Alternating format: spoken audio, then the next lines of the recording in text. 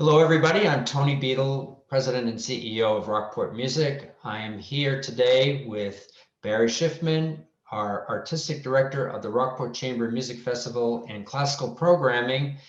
Barry, unlike your predecessors here who had a long tenure in their role, you have barely started to get off the launch pad when the pandemic hit us all. However, I'd like you to talk about your first two seasons because I thought they were pretty stunning, and what your thinking was from the time you got the job and then to the first festival. Yeah, thanks, Tony. Great to be able to think back on those first two seasons. And as I said before, being an artistic director, so much of success is based in the trust of the audience. And I inherited an unbelievable amount of trust from that audience that was generated by my predecessors. And I know though I know my own time working with David DeVoe when I was in the St. Lawrence Quartet. I know what an audience following he had developed. So for me, what I was hoping to do with the festival is build on that strength of that following and bring in an element of new adventure, if you will, but taking that audience with our core on that journey. So when I think back to my very first weekend of programming in 2000, I guess it was 18, I wanted to signal to the organization and to the audience that the world has not collapsed around you, and it's not going to be a 1 week Schoenberg festival followed by John Zorn, composer in residence for the next 3 years. Although I must say I like both of those artists very much. So if you remember on the opening night, and I remember for me it was really such a magical night. We opened with Tchaikovsky's Souvenir de Florence, the great sextet that's been presented many times over the years at Rockport. I got to play first violin. I was able to choose whoever I wanted to play along with me, and I put together a dream team of musicians, which was really exhilarating.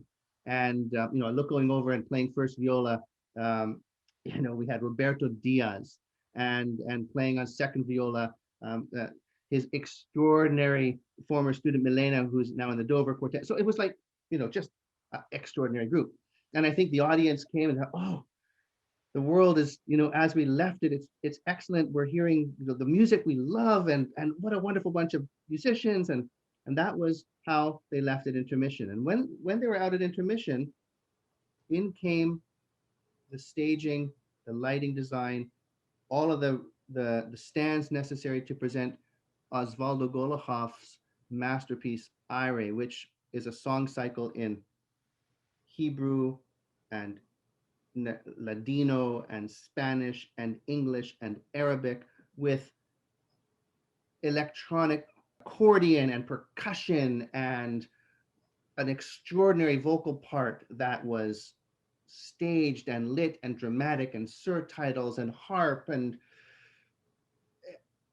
now, if we had opened with that piece, and I had told the audience, I'm really excited to present this incredible piece of Osvaldo Golov that's in Arabic, people, but I think what happened was, they came along on the journey. They came back after intermission, and in a way, their minds were blown by the power of Osvaldo's music, and it was received so well. It was such so I thought that was a really wonderful way to begin. And we did some more adventurous programming over that summer, but we also did a whole lot of the music and the presentations that we know and love. So it's that balance. When I think back to David bringing the young St. Lawrence Quartet that I was a member of at the time to Rockport, he was really invested in supporting young artists. That was always part of Rockport. And I that was one of the reasons why I was so excited to come and work for this organization. And there was a real willingness to create a fellows program that brought some of the best young performers of our time to the festival and embedded them in the festival, both on the main stage, in community outreach concerts, in family programming. And so we started that right away in my first year, and we grew that in my second year. We had great plans for it last summer, which of course fell away because of the pandemic. But that will be an area that we continue to grow. Yes, and you also sort of reintroduced the concept of mix and match. where you had ensembles overlapping and sort of, just redistributing personnel depending on the repertoire needs and presenting some music that way, which was a welcome treat because they were familiar faces perhaps from the night before. And it's just a different approach. And I think the musicians themselves enjoy it as well. Yeah, the musicians love it. I think I will continue doing that. What that model is, let's imagine you bring, you bring a piano trio, and that piano trio has been touring the whole year, and they're playing the same programs, and it sounds fantastic. But there's an energy that comes in the music making when the creation is happening closer to the concert time. So you take a member of that piano trio, just as you're suggesting, this mix and match, and you have another group of musicians that are coming, and they rehearse for a few days on a project. And there's, if you get it right, if you're a successful alchemist, the sparks really fly. And seeing that happen is one of the great joys in curating. Is, you think, when I would really love to see that artist with that art, and putting that together. In a way, one of my great disappointments of last summer was that I had dreamt up a number of those projects that couldn't happen, and one of them, we had a number of artists coming, and one of those projects was to conclude with the Beethoven Septet, which is a great piece of Beethoven, but I think the group that we had lined up to do it would have just sizzled, and the people that were involved in that were chosen were really excited. Oh my goodness, I've never played with that person. I've always wanted to. Oh, that's going to be great. So we'll do more of that, and I think that will be really great fun. Another thing that we have been able to do, Tony, that I've really enjoyed is expanding from the stage. So we have that extraordinary stage, right? And one of the great stages in chamber music, in the chamber music world, but it's formal. It's a formal stage, and so the type of music making that happens from that has a kind of formality, which is a good thing. But when you go up to the reception after a concert and you have a glass of wine, suddenly that formality is gone, and that relaxation, that vibe in the room is something that really interested me. And so we developed, that late night cabaret series, and we started in our first year, and it was really just an experiment. And the room can only hold 100 people, but we're at capacity with that That's right. series, and I think we'll do more of that. And also, don't forget, especially the first summer, we had a string quartet in residence, of sort of a quasi fellowship program, and their outreach was unbelievable. They were everywhere around town, and they were everywhere around town, and they love doing it. And we have our wonderful education director in Josue, who is motivated to get out there and work with us to bring music to a whole bunch of places that otherwise wouldn't have it. I think we've seen over the last year during the pandemic just how actually crucial bringing the arts to communities that maybe can't access it.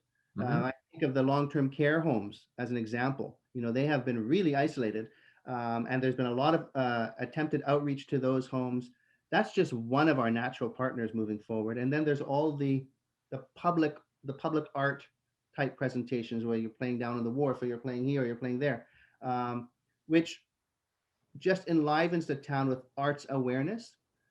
Of course, it's lovely if that leads people to come to buy a ticket in the hall, but that's not really the goal. The goal is just to affect people's day. They walk, sure, and that's been, so there's an irreverence there, I think, which is great fun. Yeah. So this year, as we speak, we have a this is March. We're talking here.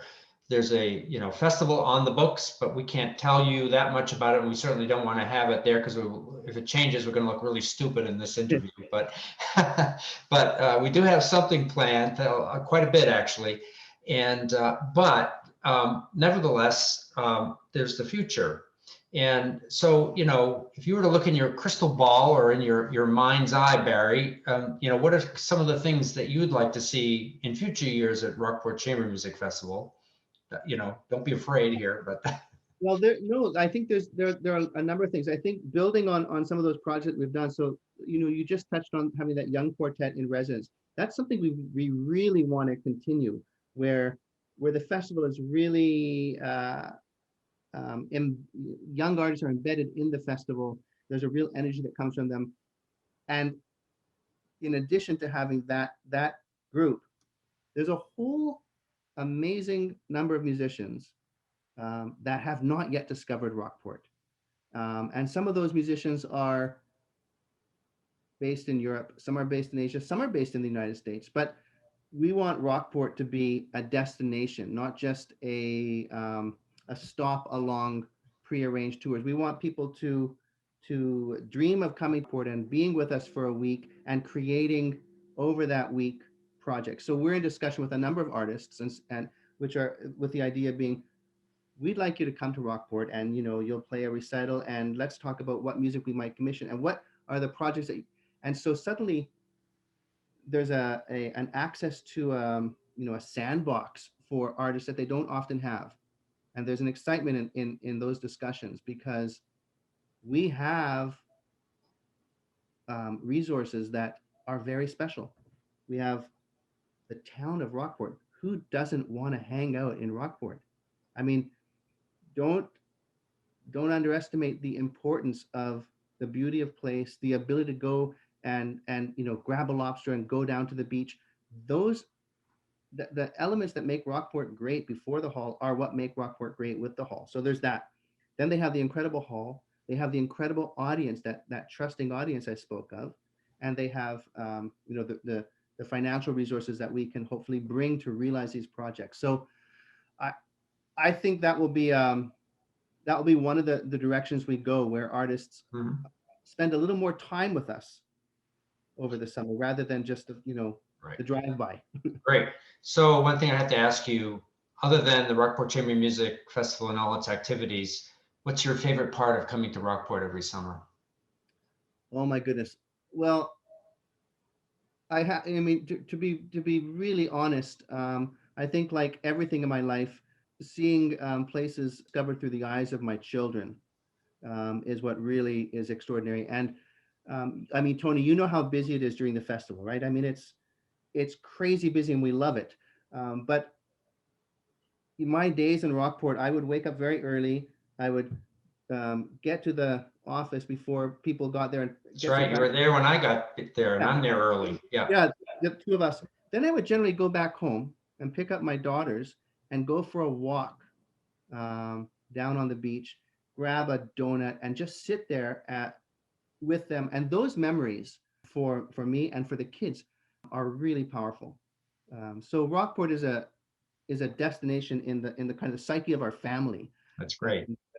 And you know, said the magic word, donuts.